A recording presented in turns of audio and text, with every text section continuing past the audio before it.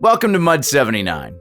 I'm Fearless Fred Kennedy, the creator of this totally original and in no way authorized Star Wars fan fiction podcast. If you're listening to this, you probably love Star Wars. I do too, and have always dreamed about telling my own story in a galaxy far, far away. A story that's less about the Jedi Temple and more about those who were on the front lines. A boots-on-the-ground story about how those living in the galaxy survive the horrors of war. That's what Mud 79 is all about. If you're new to the show, welcome, but please be aware this is a series.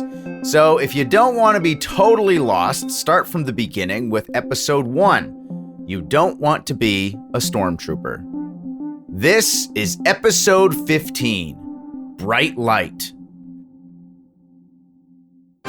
Imperial Command has dispatched 2 additional legions and a new overseer to the Ceston Nebula.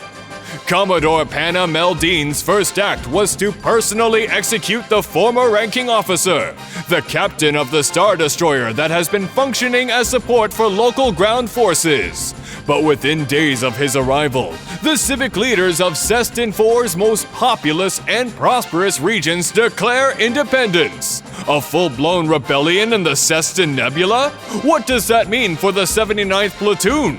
Will the arrival of 2 new legions be enough? Or does Commodore Meldeen underestimate the growing resistance to Imperial rule?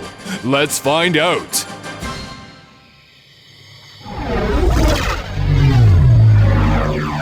Point Issa was right between the Green Death and the Jitesi Heights, south of the Toblin Range, a 20-minute flight at Mach 4 west by northwest from Flowdeen, heart of the Bista Valley, which was the apex of recent guerrilla activities that had suddenly boiled over to everywhere. Enough empires! The region was home to a large number of small-time Kenyan mining operators, many of whom had become off-the-book black market distributors. This Kenyan was sold by the insurgent factions to other galactic militias, or whoever else would buy. Sell it, make your money, and use the creds to fund your war. To counteract this, the brass had a new plan, which was drop companies all over the Bista to create fire points. 200 to 300 personnel-sized camps with launch pads and medical facilities. The goal was to secure as much dirt as possible with as few troopers as possible. We'll send out daily patrols, track the enemy, hunt them down, eliminate them. Further orders will come as our mission progresses. That's all we were told when we landed with 3 other platoons. The entire 20th Company, platoons 77 through 80, were being commanded by Captain Issa Imbali. She was tall, lean, and hard. She used to oversee security on Imperial transports. But due to staffing shortages on the front line when the Empire began shoring up its holdings, she wound up in the mud with the rest of us. She'd been with 1st Battalion, but transferred over to us when we lost our commanding officer in Domju. We knew we were getting another skipper back at Vibus, but hadn't seen her in person till we were dropped on the hill. And the second we landed, she was on us. All right, troopers. This entire area is HUD country, hostile. That means we dig in, fast. Every soldier save the 1st and 2nd squads of 78 Platoon are to pick up a shovel and see the medics for stims. We'll be working straight through the night. 1 and 2 of 78 Platoon, load up, you're heading out on patrol. See your platoon commanders for further orders. Dismissed. We saluted and stood in formation as Husto and Vama came by with the pills. You get the shakes, you tell me. I read about you on that last Firepoint mission, Kwai. You keep hitting the stims like that, your brain's gonna be fried. Pill addiction was so common that we'd all heard of someone getting pinched stealing them from the medbay. They were severely punished after, But the odds of me getting hooked on those things wasn't likely. They shredded my insides. The next 2 days after a stim dose was spent curled up over the latrine, praying to any and all religious deities I could think of. I took the pills and surveyed the terrain. For now, it wasn't snowing much and the hilltop was mostly clear. But the real issue was the wind. Hill 905, Point Issa, wasn't the highest point, but it was still pretty far up and wide open, with sweeping views of the surrounding jungle below. Tactically speaking, it was a decent spot for defense, but it left us with zero natural shelter. Sergeants Kyra and Gentala were with squads 1 and 3 of the 79, as we moved dirt, digging a long trench, creating drainage points. First thing the skipper wants is a full perimeter trench line. Shouldn't take more than 2 days. But Sergeant Kyra over here came up with an idea to ensure you're properly motivated. Before we bolted Vibus, I had one of my friends in supply toss a crate of imported Kangtree in with our stock. The squad that lays the most trench, to regulation standard of course, will get a bottle for every trooper holding a shovel. Understood? If there's one thing that got our asses in gear, it was free booze and extra downtime to enjoy it. We got to work and the shovels and picks started coming down. Even though a thermal pick was needed to break up the soil, everything was too frozen for a regular shovel alone. Murray was in my squad and he was a machine. If I was slacking, he'd start throwing shit my way about how inferior we humans were, and that Atoans made naturally superior soldiers. This would devolve into a prolonged series of jabs, with each of us insulting each other's home planets. Eventually, Targon got involved, ensuring we knew how inferior both our species were to Zeltrons. Dirt and insults were flying on an industrial scale.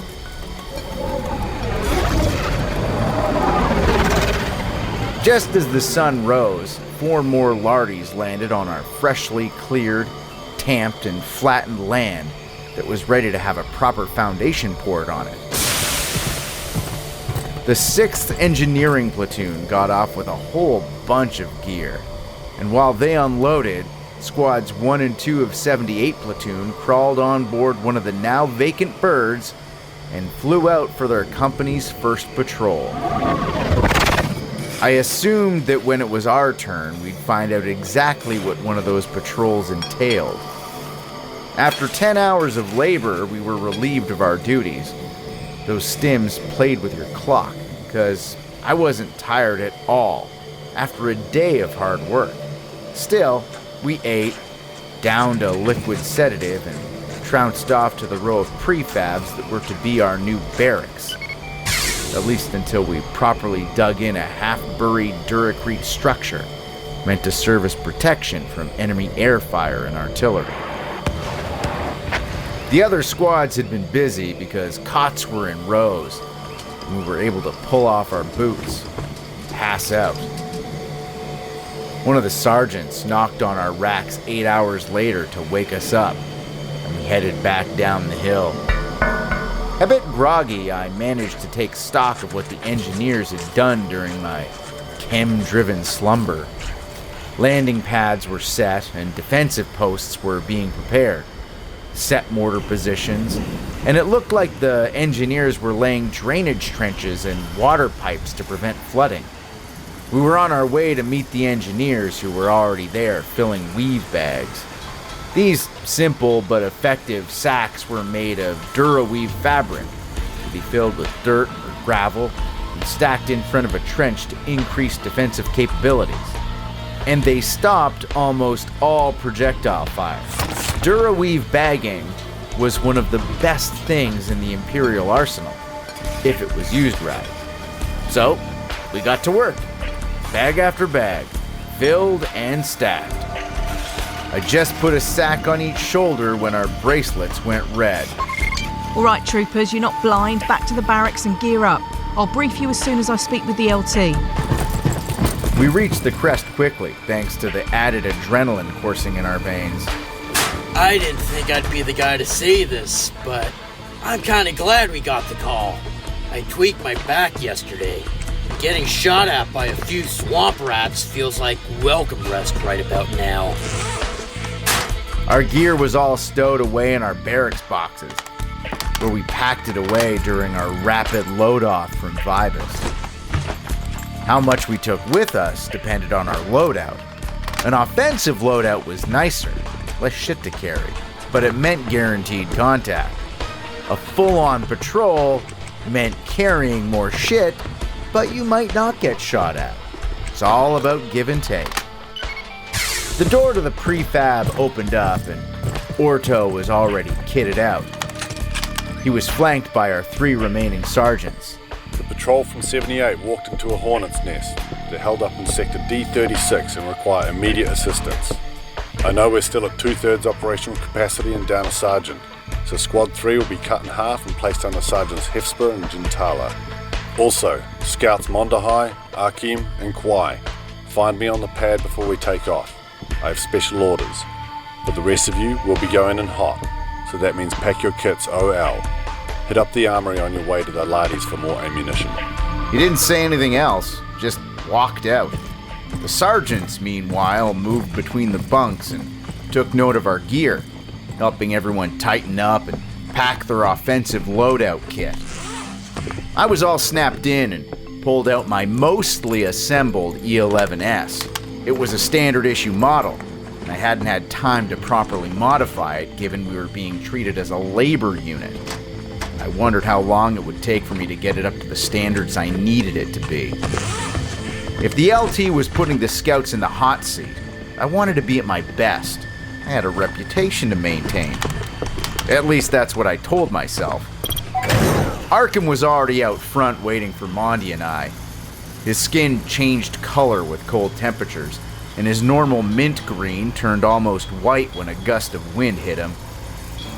Then the 3 of us headed off to join the platoons on the pads. Those 3, get them over here. The LT was talking with Captain Mbali. These ones? Yes, sir. Troopers, we've received a message from Imperial Intelligence that there may be a person of interest operating in the vicinity of your target destination. The LT held up a holo projector, and it showed the face of the woman who left me to die during the camp raid. She was cleaned up. There was a data stream beside the projection of her face. It was a TKID profile. She was former Imperial. High-altitude recon dropper. And a Toan, too, like Murray. This woman is believed to be a high-ranking member of a resistance cell operating in this sector of space. We saw her on the security footage when Vibus was attacked. If you find her, she's to be taken alive. Understood? We all chimed in with a solid, yes, ma'am. She turned and left, but only made it a few steps away when Orto came right in front of us. Hit a few buttons on the holo projector, changing the image to a small mining encampment alongside a frozen stream, which now looked like a long clearing beneath the snowed-over foliage. The image shifted to 2 Lardis landing, and arrows emerging from them, detailing our planned assault. When we come in, I want you 3 to break south until you reach this bend in the stream. Then follow it northeast, low and fast, staying as hidden as possible. The other squads will advance east from the LZ in force, laying heavy fire. The enemy should be too tied up to notice you, but if who we think is there actually is there, you might find yourself in a sniper's duel. Use your numbers, and if you manage to reach the encampment, put down as many militants as you can. But, and this can't be stressed enough, be mindful of civilians. Intel suggests there are non-combatants on site, potentially slaves. The brass doesn't want that kind of thing finding its way onto the hollows. Be mindful. While we were talking with the LT, the sergeants were going over the plan with the rest of the platoon. There was a lot of yelling and the dim glow of multiple hollows playing at the same time. Briefings continued as everyone boarded the 2 Lardis, discussing the details amongst themselves. Those lardies were cramped, but it wasn't so bad. A bit of room to move around, stretch your legs at least. They were dark gray, refurbished combat models, like when we raided that warehouse on the river. The engines sounded clean, well maintained. I thought about the derelicts we'd been using a year earlier. Couldn't believe we'd been on this planet 2 months shy of a year already. We accelerated before even being fully airborne. Hit Mach faster than usual, too. I peeked through the slots, but couldn't make anything out. Just lines of gray, white, and distorted blue with some green flecks. We shifted hard as the pilot climbed rapidly. Everybody hold on! We'll be dropping out of Mach in 3, 2... The whole cabin lost its balance, the mutters flopping over and slamming into each other from the force of the stop. LZ is too hot for standard landing. Preparing for drop pattern 6. Brace. We went into a freefall. Straight down, nose pointed downward.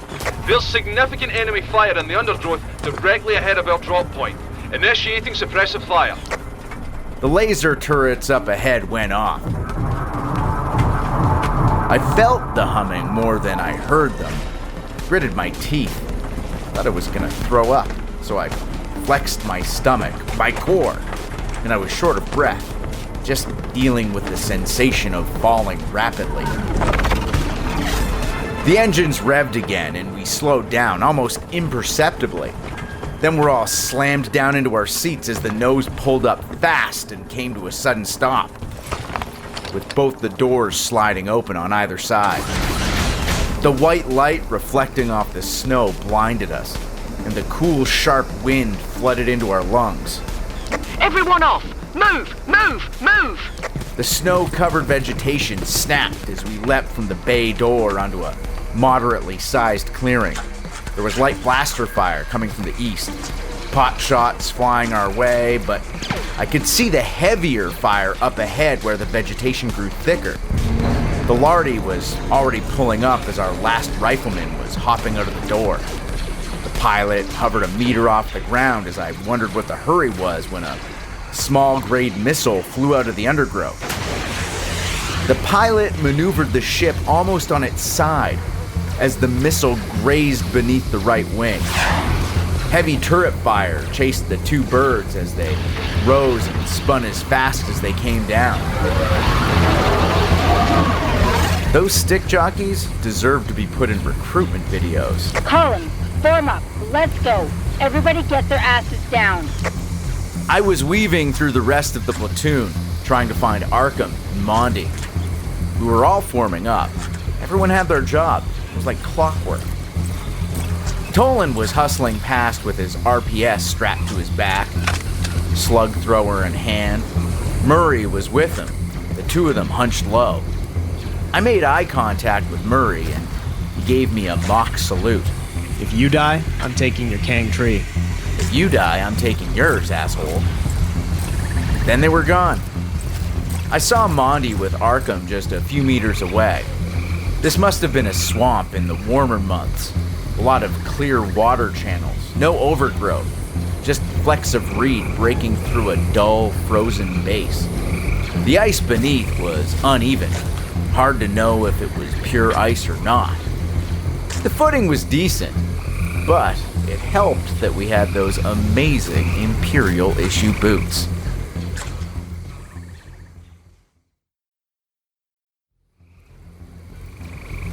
I'll take point. Fine by me. Fade back a bit. And keep pace. We wouldn't be going too fast, needing to stay low and quiet to avoid detection. Our route would take us through the frozen marsh and wetland to some heavier undergrowth. Beneath that, maybe through what would be jungle if it was warmer for 10 meters or so.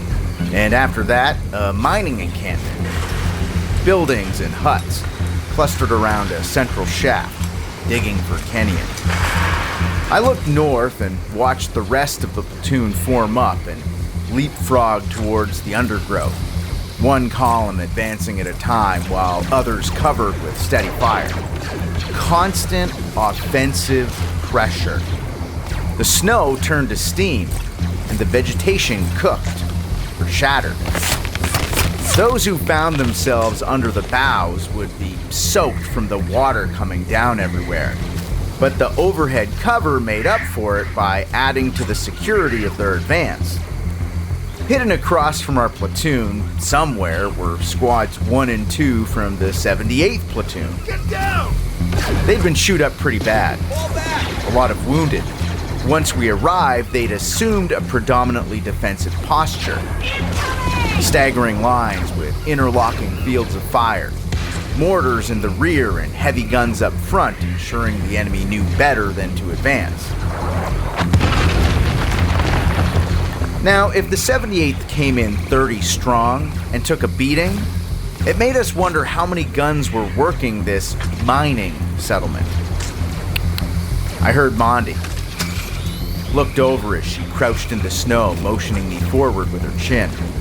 Arkim was up ahead, signaling with his hands. He'd seen something. I couldn't see ahead without popping my head up, which would blow our cover. So I moved through the channels between heaped mounds of tall grass until I was beside him. I scanned where the vegetation broke near the edge of the frozen stream. The plants had been cut back repeatedly. This was a trail. I studied the fringes, dark spots, looking for sniper hides. There, barely visible, hidden under a blanket. There was something covered by a thin layer of snow. It was a blaster barrel, wrapped in white cloth, and it was trained back behind us, closer to the LZ. Made me wonder if the shooter knew we were even here. Arkim and I nestled in close to the snow beside us. I brought up my rifle, trained in on the barrel, looking for any signs of movement. There were narrow trails of steam coming from the corners of the cloth. Were they alone? Did they have a spotter? Were there more rifles behind them? My radio clicked in. Take the shot. We need to move. I eased the trigger back. The shot went clean under the blanket. Puff of air, then a jerk. I shot again, 3 more times. Whatever was there wasn't moving. I dropped my rifle and moved forward, with Mondi trailing wide and behind. The blaster fire from the rest of the platoon was coming in waves. You could hear the sound shift as they got tighter to the enemy position under the trees, the way the noise reflected under the boughs. Arkim and I were close to the path along the river, walked right past our friend under the blanket. Arkim tucked down and covered while I tossed the blanket to the side. Ensured that enemy sniper was neutralized. A male Twi'lek, deep orange skin, multiple blaster impacts on his head and shoulders. Had a sniper rifle in decent condition, old Republic model. I emptied the chamber and disengaged the clip. Took it with us, just in case.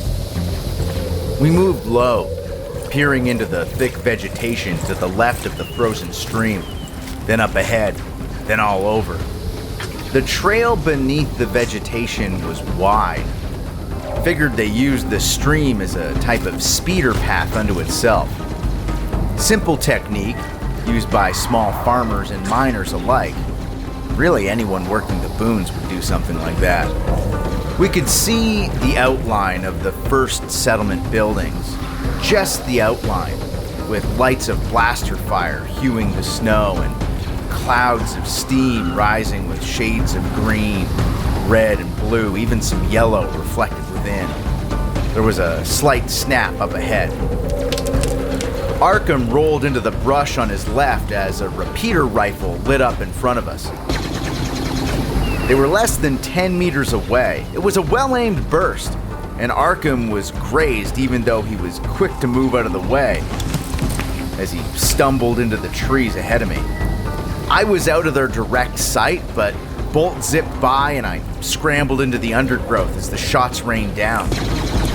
I couldn't see Mondi, but didn't hear much behind me either. I tried to get to cover, like Arkim, who was scrambling up ahead. He laid flat, shimmying forward, stayed as low as he could as he reached a toppled log. I was in a low culvert, hugging the side and peered around at him. He looked wide-eyed as he popped into the comms line. There's 3 of them. 2 closer to the path, 1 further in, coming from the village.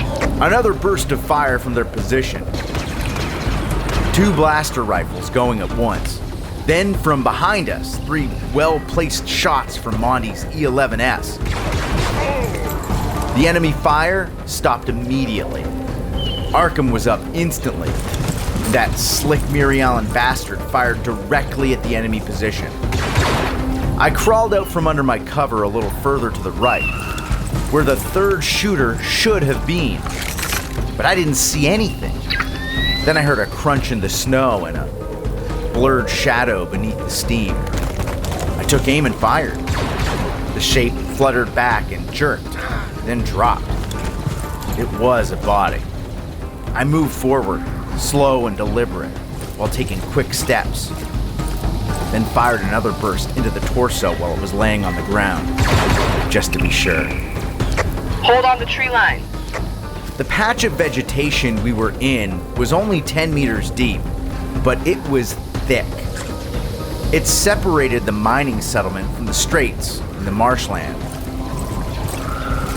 I came up on a series of small trenches or foxholes that formed a network which moved around the outer fringe of the tree line, in just far enough to the vegetation that you couldn't see them, and dug deep enough you could hop along the entire perimeter with minimal exposure to enemy fire. These weren't full trenches though, no extra fortification, sandbags, or durabagging, but the bottom was well worn, a lot of foot traffic, and most of the snow in the vicinity was melted, meaning there had been blaster fire here recently. The fighting where the platoon was advancing was getting more intense. You could hear it. Heavier grade weaponry firing off. Constant blaster bolts being exchanged. You could even hear mortars dropping steady, our mortars. But the amount of blaster fire coming from the defenders' direction wasn't slowing either. If anything, it was also picking up. The enemy was not giving an inch. As I moved closer to the tree line to get a better look into the settlement, I saw a cluster of figures coming towards the trail. They were looking past me. After all, there had just been an exchange of fire near the frozen stream, us, and they were coming to reinforce the defenders. I looked back at them in the dank stillness of the undergrowth. Mondi and Arkim were still moving forward. I motioned them to stop. They saw the threat too. There were 6 enemy fighters. Only 2 of them seemed well equipped, kitted out like proper soldiers, with similar gear to what we'd seen on the bandits that attacked the camp, carrying those A280s. I loved that rifle. The other 4 were civilians with slave collars. Mesh straps latched around their necks, rigged to blow and take your head clean off. Sometimes they're linked to a trigger, sometimes a proximity alarm. Whatever the owner wanted. Made me sick. The slaves were carrying these ratty old DC-15 carbines, one of the most mass-produced and cheaply made blaster rifles of the late Republic era, and should not be confused with the DC-15A, which was a far more powerful and lethal blaster rifle. Our orders were to advance on the settlement, create a distraction, and gather intel, but we were limited by this group skulking along at our rear. They stopped near the first body, where the 2 bandits motioned for the slaves to check it out. I lined up and took the shot. The bolt went right through the first bandit. The other dropped, looking for cover. All 4 of the slaves just fired without the slightest concern for discipline. They pulled the trigger hard and constantly, a frenzy. I tucked down and stayed as flat as I could as the snow sizzled and turned to steam around me. Then, the fire slowed. Mondi and Arkim took quick shots. I was still being held down, but I pushed myself along, hugging the ground through freezing mud and shredded vegetation, water dripping down as the snow and ice melted above. I pulled my rifle close and kept rolling, using the steam to hide. The shooting shifted as they looked for Mondi and Arkim. I caught a shadow, then pulled the rifle in line without even looking down the scope, let loose a few shots. They were hits. Caught them high on the left shoulder and they fell backwards, hitting the ground hard. One of the other slaves got shot by either Mondi or Arkim. I couldn't tell from my position, but then the big raider mercenary, the one left, staggered to his feet, shuffled back towards the settlement as he pointed his rifle in my direction and fired randomly.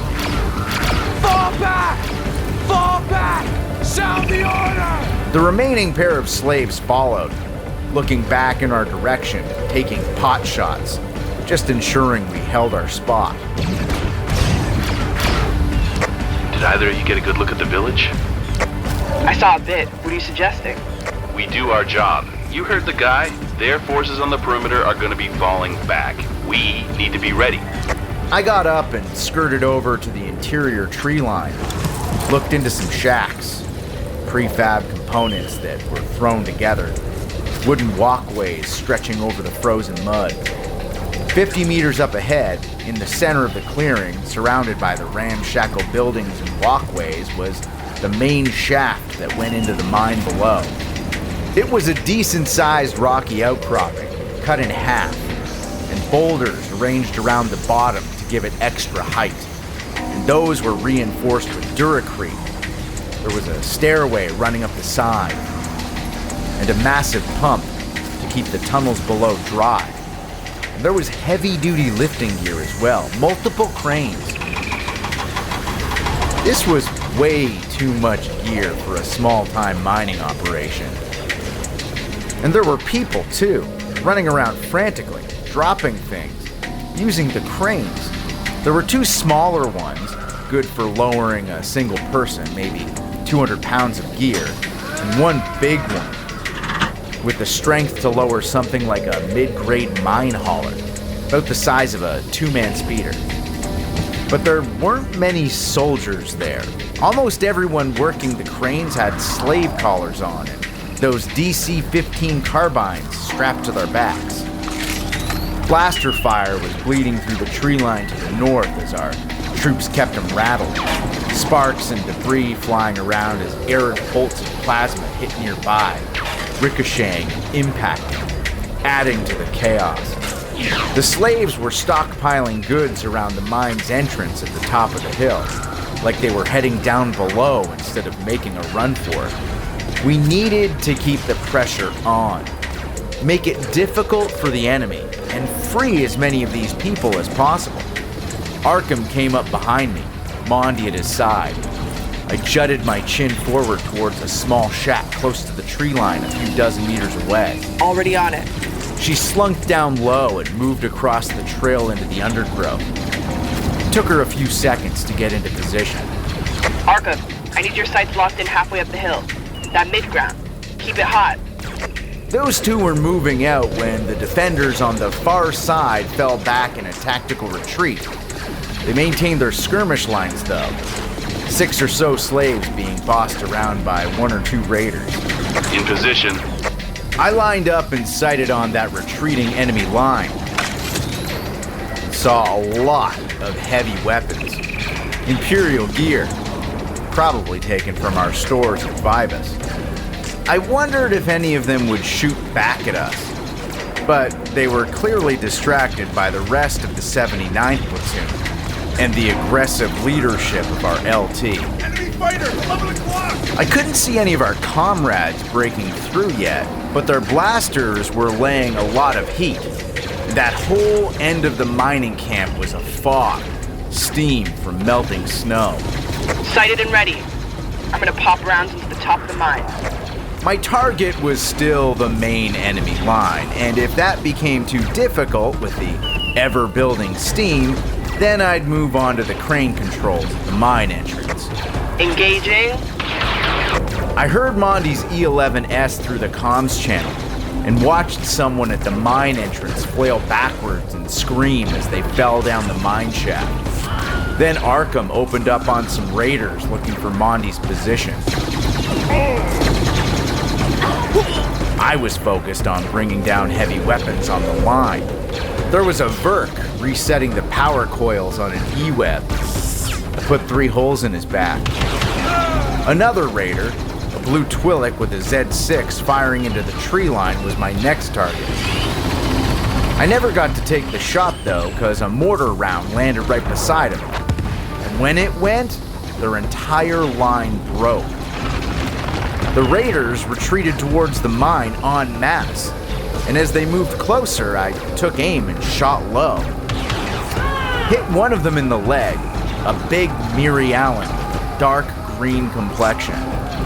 Now, if someone is flailing on the ground screaming and grasping their legs, they'll wind up sowing more confusion than just another limp body. And that's what we wanted, confusion. I turned to the crane controls when 3 well-placed bolts tore into the vegetation around me. I can see you, Imperial. Too bad you can't say the same. I didn't know who was talking or where they were. The shots came from above, but that's all I had. They were moving between shots.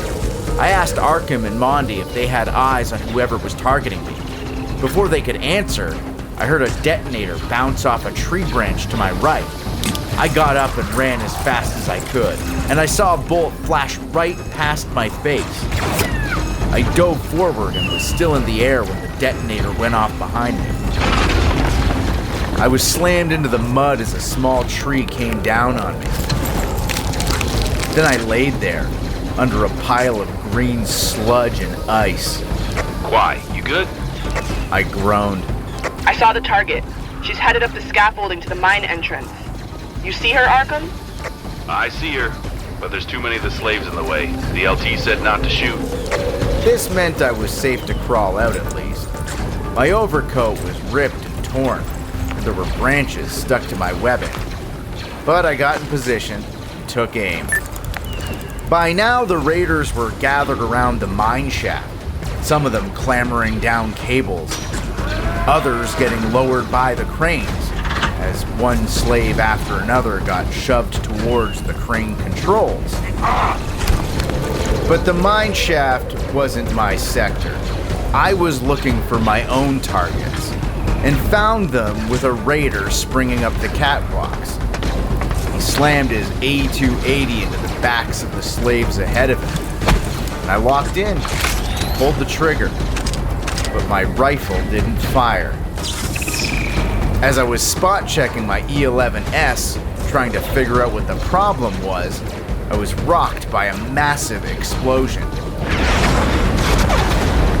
Everything shook, and the whole top of the mine went up. It wasn't a fireball. It was a cloud of boulders, mud, steam, and it went 100 meters or so into the air. The concussive force put everyone on their asses.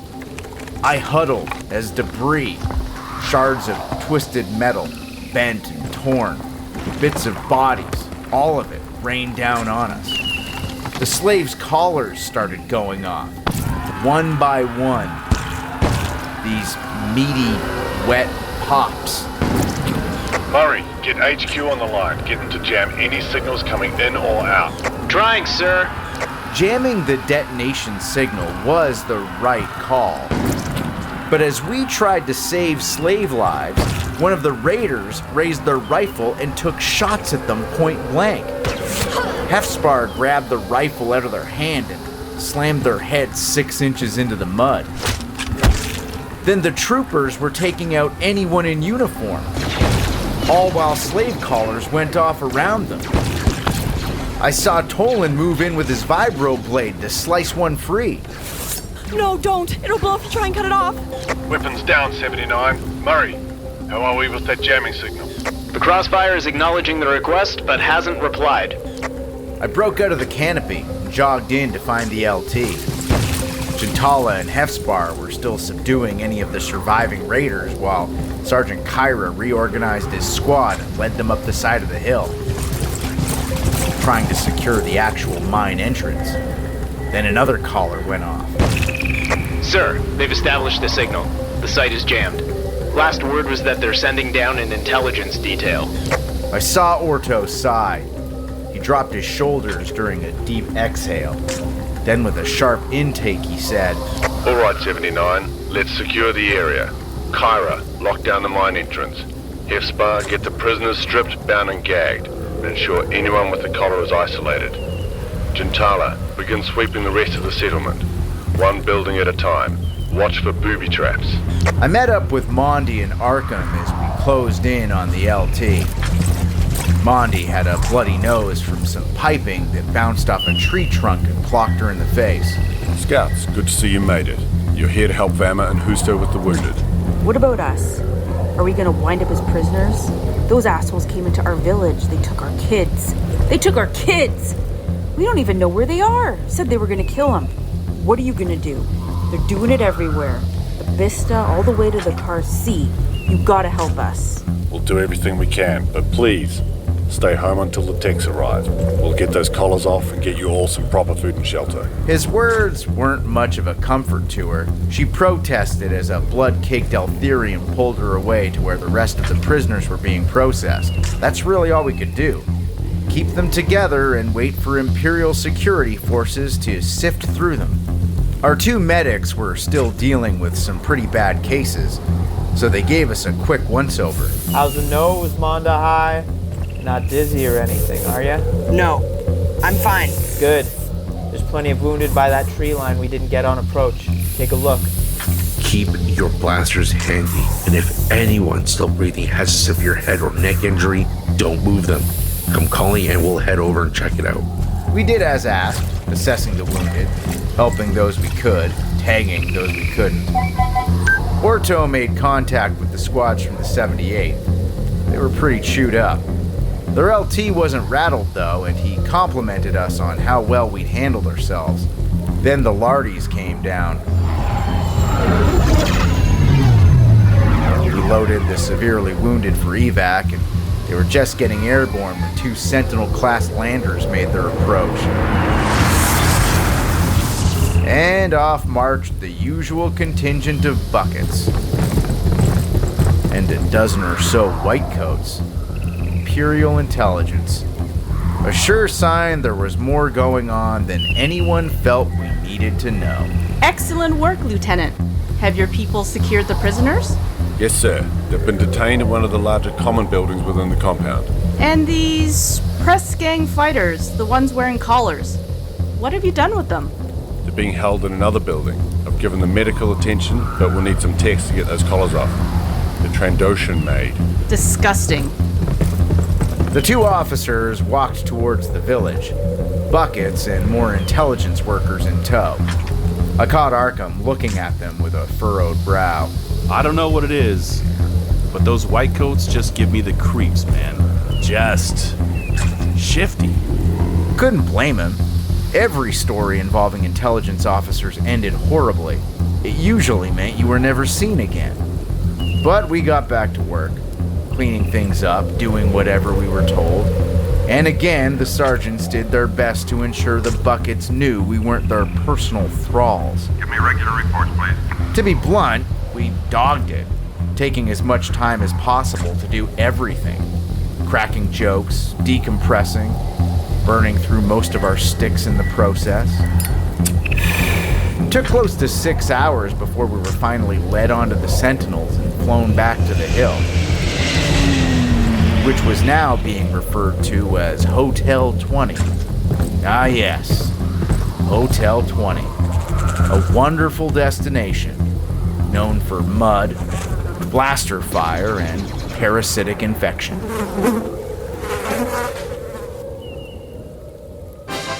What does Imperial intelligence want with that mine entrance? Who are these prisoners being forced to fight? Will the new deployment strategy be effective in dealing with the growing threat on Ceston 4's surface?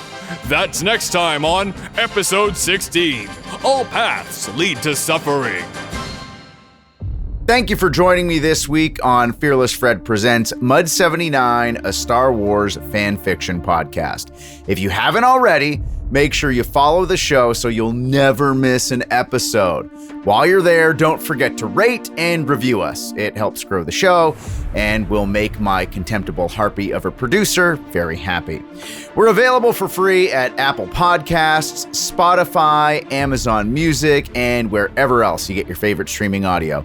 You can also listen at CuriousCast.ca. Be sure to check out the show notes for more information and a full listing of Mud 79's cast. If you want to reach out to me directly, you can find me on Twitter and Instagram at fearless_Fred or email me at mud79@curiouscast.ca. This show is hosted and written by me, Fred Kennedy, and Dila Velazquez, the Harpy, our producer. Sound design is by moi, and final production is by Rob Johnson.